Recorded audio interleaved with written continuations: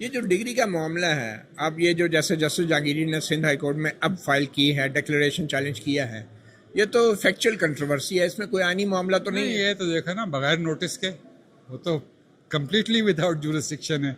32 साल के बाद एक पास्ट एंड क्लोज ट्रांजैक्शन खोल सकते हैं आप। एक डिग्री जो 32 साल पहले इशू हुई, यूनिवर्सिटी क्या सोई हुई थी।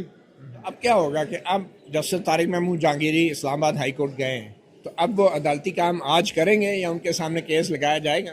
वो तो मैं नहीं कह सकता कि अभी लिस्ट बनेगी या नहीं बनेगी या ऑर्डर वहाँ कब पहुँचता है, लेकिन वो चैम्बर में अगर अपने जजमेंट्स देनी हैं या जो जुडिशल वर्क है वो कर सकते हैं। अच्छा सर, आखिर में ये बताएं कि आपको बतौर वकील कैसा लगता है? आपने तो पूरी तारीख देखी है, जनरल मुशर्रफ की, इफ्तिखार मोहम्मद चौधरी की, काजी फाजीसा की, आप तो डिफेंड करते रहे इन जजेस को।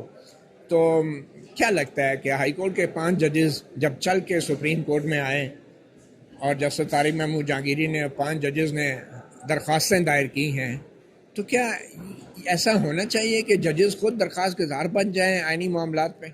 मैंने तो नहीं समझा था कि ये दिन भी मेरी ज़िंदगी में देखने को मिलेगा कि हम इस मोड़ पे आ जाएंगे। बहुत अफसोस है, बहुत अफसोस। इसके जिम्मेदार कौन है सर वैसे? इसके जिम्मेदार खुद अदालतें भी हैं। देखें, आपको हक तो छीन के लेना पड़ता है ना। वो जो आइनी दरख्वास्त दायर की है 5 जजों ने 184(3) की, उस पर भी सुना है एतराज़ लग रहे हैं, वो टेकअप नहीं हो रही, तो क्या वो टेकअप होनी चाहिए आपके ख्याल? मैं उसमें वकील नहीं हूँ, मैंने देखी नहीं है, लेकिन क्यों नहीं होनी चाहिए? अगर 5 हाई कोर्ट के जजेस जो है वो 184(3) में रजू करते हैं, आप इधर करें या उधर करें, सुन तो लें उसको। सिंध हाई कोर्ट में जस्टिस तारिक महमूद जहांगीरी जब गए, वो उनकी तो पर्सनल ग्रीवेंस थी, लेकिन उनके साथ जस्टिस समन रिफत भी उन्हें एकम्पनी कर रही थी। क्या जजेस जो है इस कमेटी को बरकरार रखने के लिए एक दूसरे के साथ खड़े हो सकते हैं कमरा अदालत में? देखें मती, तारीख हमें यह बताती है कि ये सिंगल आउट करते हैं, पहले एक, फिर दूसरा, फिर तीसरा, फिर चौथा, फिर पांचवा।